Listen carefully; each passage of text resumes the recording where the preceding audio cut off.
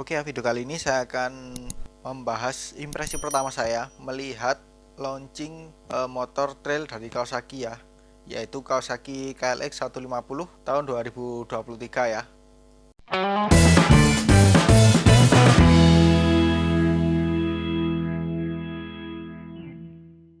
Nah, ini kebetulan saya hanya bisa melihat melalui video review. Yang ini salah satunya saya screenshot ya dari video reviewnya Otomotif TV. Jadi saya akan merangkum lah istilahnya ya, atau menjelaskan dan beropini secara singkat bagaimana sih untuk motor KLX 150 ini. Oke, motor ini adalah motor trail kelas 150 cc ya, yang mana ini jadi motor pembuka kelas sebelum ada kompetitornya semacam CRF 150 atau WR 155. Nah, sekarang di 2023 ini mengalami perubahan terutama pada desainnya. Pertama, kalau kita lihat ya, yang paling jelas itu adalah di bagian lampunya. Karena lampunya ini sudah pakai LED, yang mana di kelasnya ini jadi satu-satunya ya. Dan lampunya ini kalau kalian ingat ya, ini mengingatkan kita pada model lampunya KLX 230. Bisa jadi ya ini sama modelnya, atau mungkin ada perbedaan dari dimensi ya. Cuman karena saya belum bisa melihat langsung dan juga mengkomparasikan secara langsung ya dengan KLX 230, jadi ya bisa dibilang mirip lah. Jadi dengan lampu LED ini membuat penerangannya jauh lebih terang ya. Ya mungkin kalau dipakai di tempat yang berkabut itu akan kalah dengan lampu bohlam atau KLX 150 model sebelumnya. Tapi kalau di tempat yang terang, dalam artian nggak ada kabut, itu pasti akan jauh lebih cerah. Kemudian yang terlihat di sini lagi adalah di bagian spatbor ya, yang depan. Spatbornya ini jadi kelihatan lebih panjang. Emang lebih panjang sih kalau saya lihat seperti gambar berikut. Jadi dia lebih mancung, jadi kelihatan lebih kaku dan juga sedikit lebih lebar ya. Kemudian dari bodi sampingnya, dari serut kemudian bodi belakangnya ini jauh lebih lebar, lebih menutupi bagian rangka ya atau ruang mesin. Dan juga di bagian bodi di bawah jok penumpang itu juga dia lebih terkesan lebar, bidangnya itu lebar banget.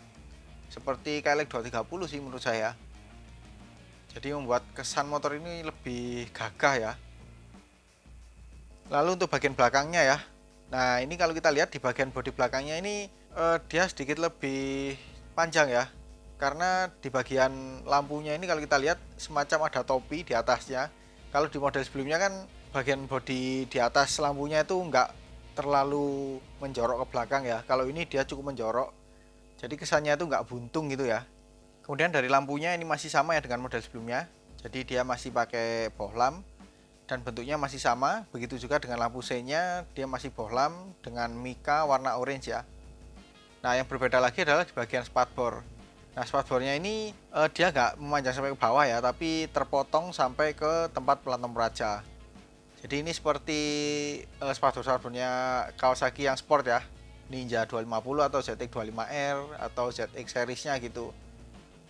Jadi dia lebih buntung, tapi sebagian besar ya kemungkinan kalau kalian pengguna motor ini pasti spatbornya akan dilepas sih. Katanya supaya lebih keren atau ketika kalian wheelie itu tidak akan mengganggu bagian belakangnya. Kemudian kita lihat lagi ya untuk bagian kaki-kaki. Nah, ini ada yang berbeda, terutama di bagian suspensi depan ya. Masih sama sih pakai upside down dengan diameter 35 mm. Tapi untuk jarak mainnya ini lebih panjang ketimbang model sebelumnya. Sekarang dia pakai 185 mm. Jadi secara logika ya, dengan jarak main yang lebih panjang otomatis tinggi joknya akan lebih tinggi. Kemudian lanjut ke bagian joknya ya. Untuk joknya ini kalau kita lihat sekilas dia emang sama-sama aja dengan model sebelumnya.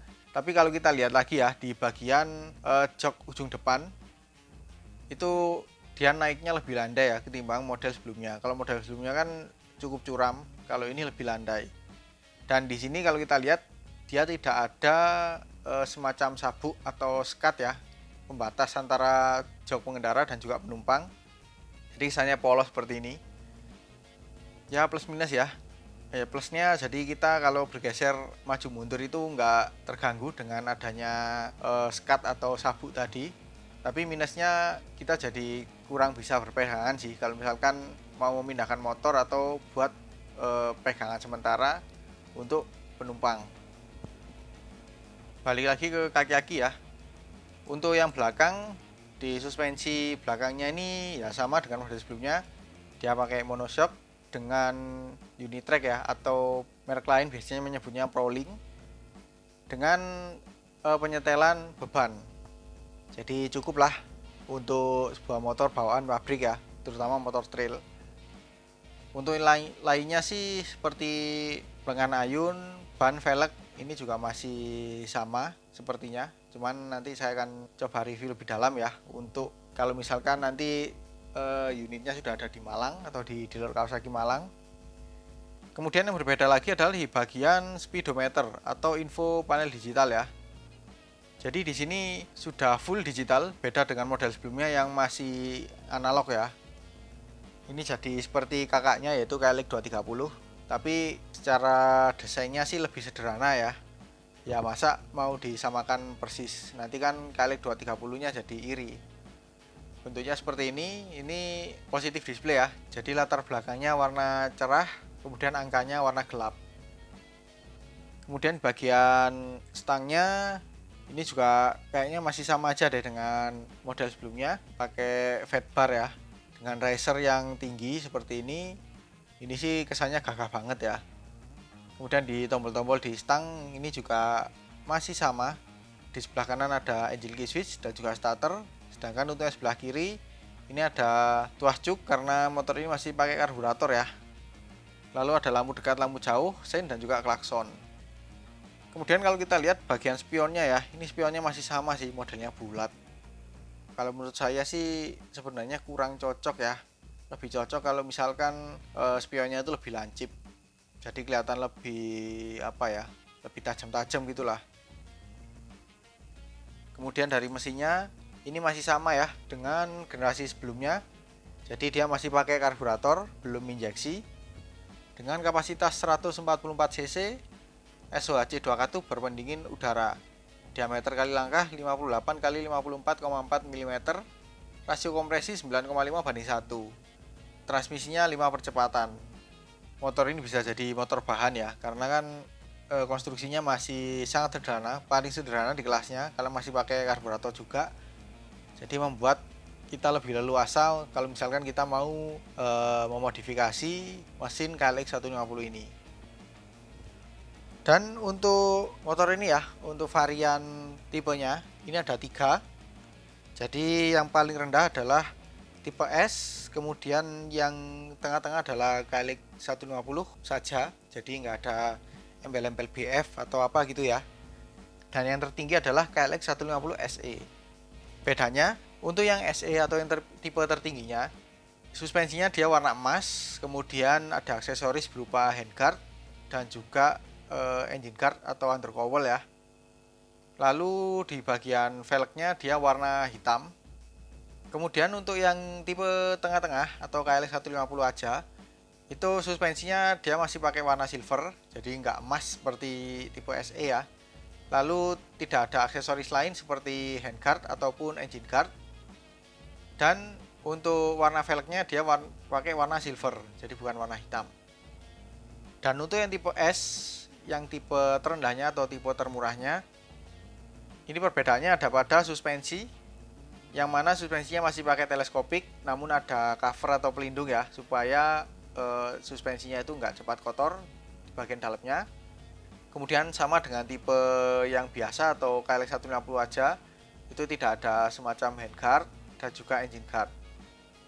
Lalu untuk bagian velg ini sama sih dengan tipe atasnya, warna silver ya. Namun untuk ukuran diameternya beda. Kalau yang tipe KLX 150 dan KLX 150 SE itu depan pakai 21 inch, yang belakang pakai 18 inch. Sedangkan untuk yang tipe S, yang depan pakai 19 inch, yang belakang pakai 16 inch. Jadi ini lebih kecil ya. Ini cocok nih untuk kalian yang tingginya di bawah 170 cm yang kurang percaya diri kalau naik motor trail yang terlalu jinjit. Nah, ini cocok sih untuk yang tipe S. Dan biasanya tipe S ini atau tipe terendah itu lebih sering dipakai untuk kendaraan dinas ya.